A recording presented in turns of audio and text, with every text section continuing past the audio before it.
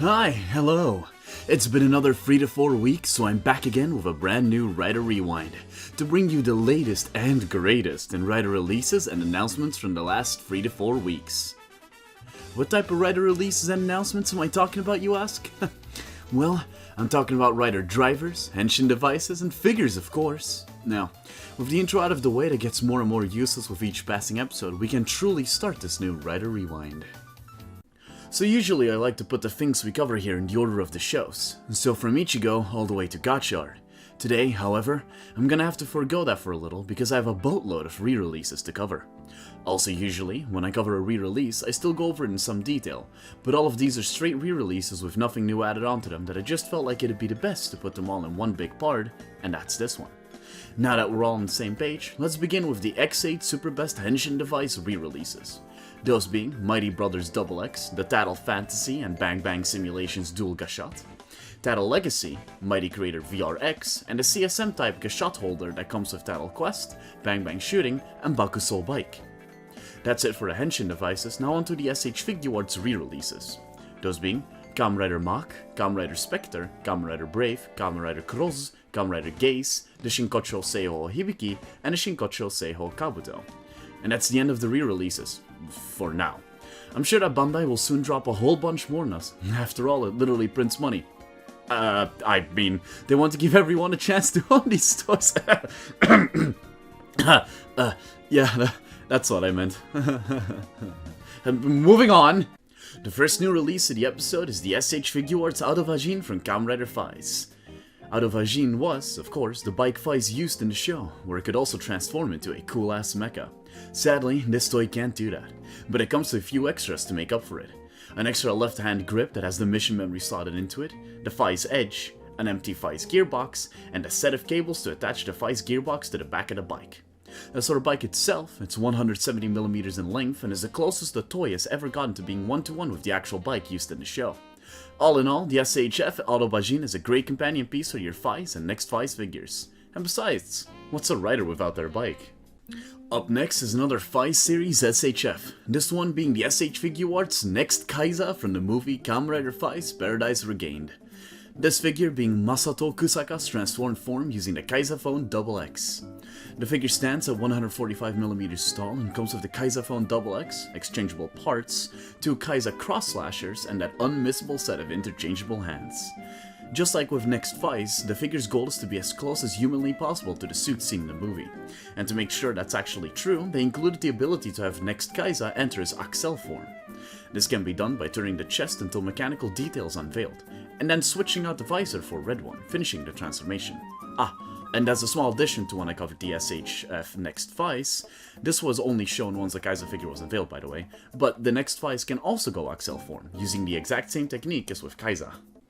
While we're on the topic of Kaiza, allow me to tell you all about the upcoming Complete Selection Modification Kaiza Gear 2.0 and the CSM Kaiza Driver 2.0. Or, well, I would, but no images have been unveiled whatsoever. So for now, you'll just have to fantasize about it, I'm afraid. Besides, knowing Bandai, they'll reveal the images and details the second this episode goes up, so, you know, look forward to that. I won't. I will be mad, and I will be crying in my room and cursing John Toei daily. Did you know it's Blade's 20th anniversary? Well, you're not special. I also knew that. And despite my not caring for Blade, I have to admit that they've been especially saucy with this celebration. And this announcement was no exception to that, so allow me to show you the Complete Selection Modification Chalice Rouser and CSM Chalice Arrow. Except I can't. Yep, same situation as with Kaiza, no images whatsoever.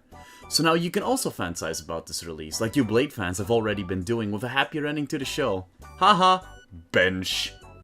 Remember the CSM style Gashot holder I talked about at the start of the episode? Yeah, this is where it's from. Another high-spec belt release, this time for X8. That's right, here's a belt upgrade kit to make your beloved gamer driver into a CSM-styled version. This high-spec belt comes with the exact same all the previous ones came with. CSM-styled straps, better coloring and scale on the gimmick holder, etc. Anyways, that's all I can say about these. But now that we've had so many of them released, CO, Revise, Gotchard, Saber, etc., I really hope we get one for Drive as well, since the release of a high-spec belt also means a reprint of the driver. So let's all go together for that! Yippee! Alright, one last S.H.F release for today. That release being the S.H.Figuarts Kamen Rider Majade from Kamen Rider Gotchard.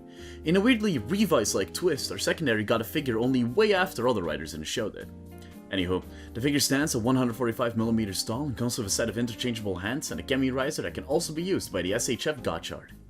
And while Majade here might not have the impressive chrome of Gotchard and Gold Dash, it does come with flexible parts for the capes and the hair on the back of the head, allowing for some very impressive poses. And our very last item of the day is an actual new Henshin device release, instead of the re-releases and countless figures we've had so far. A breath of fresh air, no?